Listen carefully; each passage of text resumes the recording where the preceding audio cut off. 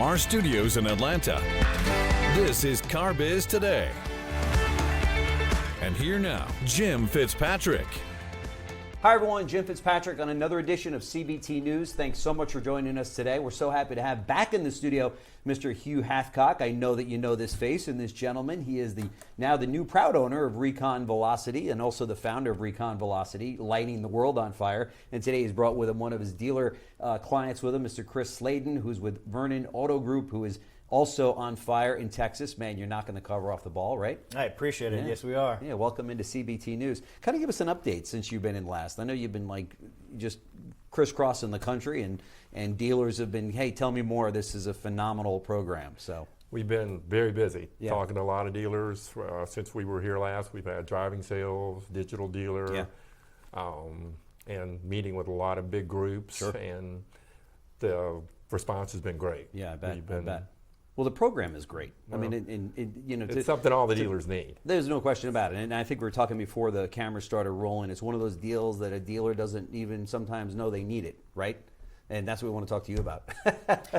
That's how we found you, right? Absolutely. Sure. Absolutely. You know, it was one of those things that we thought we were doing well when we were doing these programs because we had spreadsheets and we had all this and we were trying to figure out all this good stuff, how to do it. And we were looking at it like, hey, we're doing good. We're doing about 5 or 6 days. But we were really just kind of measuring how much time it's taken to actually fix a vehicle, not to do the detailing and the pictures and to get it actually frontline ready. Sure. And so, Hugh came along with Recon Velocity and we got in there and he brought his team in there and we started training, get all the techs involved, get over all the users involved. And next thing you know, when we started to kind of shine that spotlight into actually the process, we're like, it's 12 or 13 days. Right. And it's like, wow, like what are we missing here? Yeah. And so there was just a complete disconnect from what we were really tracking this stuff. I mean, we got Google spreadsheets, we're doing it, we're having meetings daily about this. You were probably telling you, we don't need you, we're on this already. Honestly, at the beginning, it was that way. It was like, hey, okay, you got a product, hey, we're doing good, we got 5 or 6 days, and we're doing spreadsheets. We can show you a thing or two. Why do we need to do this? Sure. And so,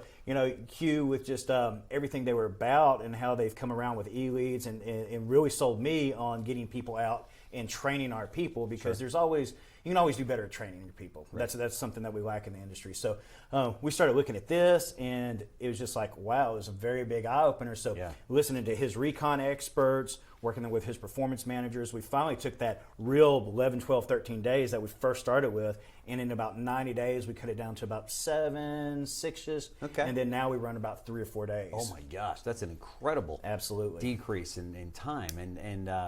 And Recon in your store, for the people that are watching right now that aren't as familiar with your store, it's an incredible story. Tell me a little bit about the city and what kind of volume you're doing. Well, we're in a little town of Vernon, Texas, about 8,000 or 9,000 people. When I first moved there, I saw my first tumbleweed, so that just tells you, how small. Not your last either. And not my last either. And so that store, started off, just selling 18, 30 vehicles, and it's just a small town store, really good. And it's a country store. Country store, very nice, got a great population in the town, great community. But we realized we wanted to do more, and so we just kind of got on the internet back in 2010 and gradually started pushing it.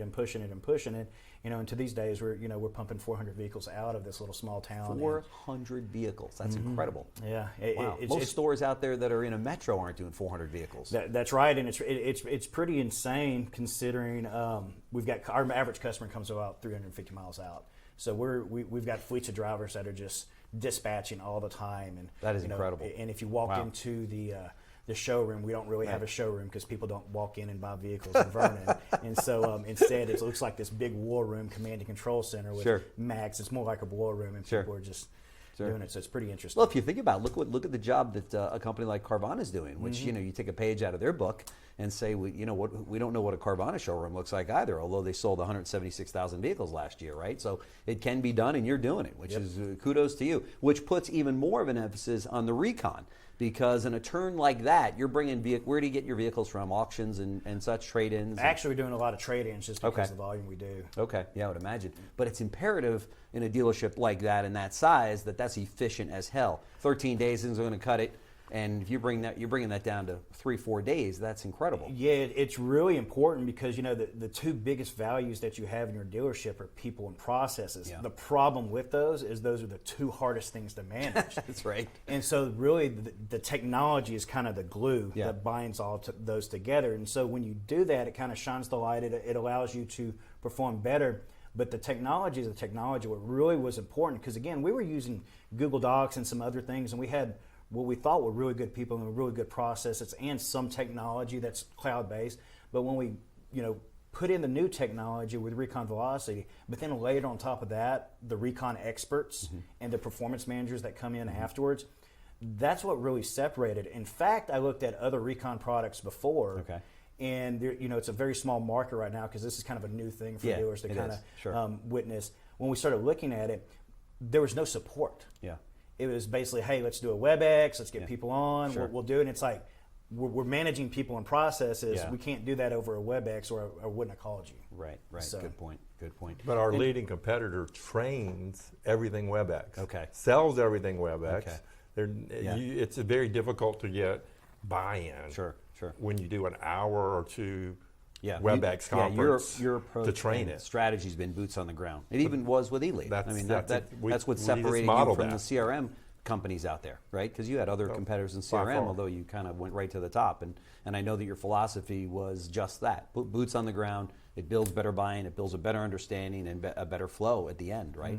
So talk to me a minute, Hugh, about is Chris's story commonplace, that people that you walk into, or dealers that you walk into, go, I don't have as much of a recon. What are you talking about? And then they go, oh my gosh, this is incredible. Why is the car in recon for 13 days? I started paying on day one.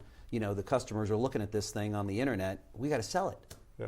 Most dealers aren't aware of exactly how many days they're in recon, because they're thinking, like, we just set up a large group in Texas and Dallas, and they were just measuring days in mechanical.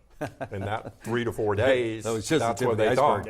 Not detail, not inspection, not pictures. So we have to create the urgency and show them how this works and where all this fits and how easy it is to use and how it's a process communication tool. And he's different because he's a technology-based dealer. He really understands technology. You can tell that by his sales model. There's no question. It's more difficult with a traditional dealer that is relying on his used car manager, fixed ops, and they're just communicating to the GM, hey, we're doing this in 6 days, we got it, we like our 7-year-old spreadsheet system. It's more difficult with the average dealer because you have to go in and really sit down and ask the questions. How do you monitor this? How do you keep up with these days? How do these people communicate? And it frustrates the heck out of the sales department when they've got a customer for that vehicle and it's still in recon. And then the customer calls back 2 days later and it's still in recon. And the customer calls back and it's, I mean, well, that's frustrating, but I think a more frustrating point is that you're trying to sell a vehicle and you have no idea where it's at. Yeah, that's crazy. And so you can think about an operation that might be selling 200, 300 vehicles, especially if it has multiple brands or multiple locations. We're trying, as dealers, we're trying to flip these vehicles as fast as we can and get gross and turn at the same time. And so, of course, you're going to online display that vehicle as fast as possible, and it's going through the recon process. But you might have a salesperson who has a hot lead and got a deposit on a vehicle, wants to sell it right now. That's right.